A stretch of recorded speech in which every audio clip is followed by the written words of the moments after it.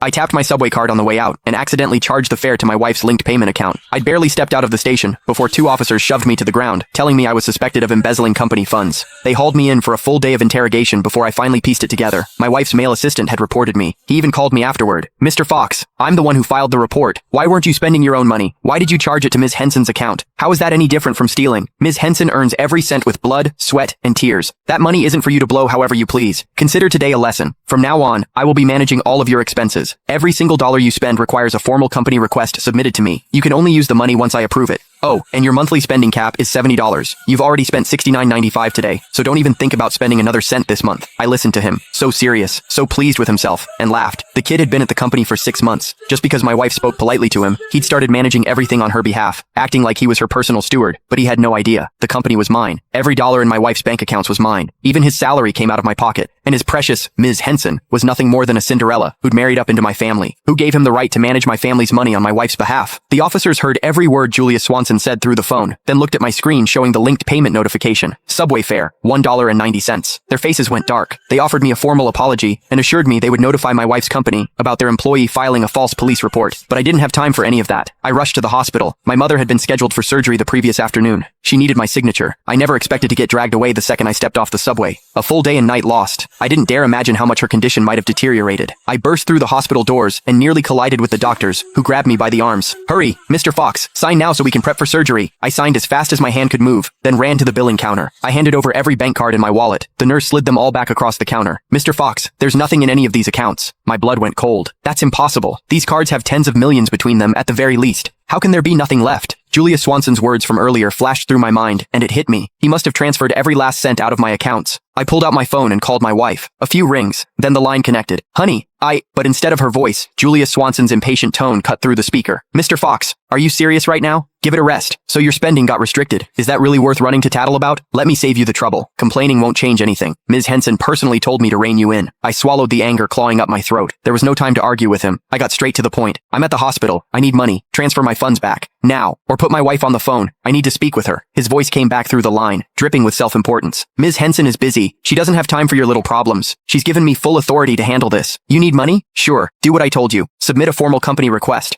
Once I approve it, the funds will be released. Oh, and just a reminder, you've got exactly $1 left in your monthly allowance. Don't bother requesting more than that."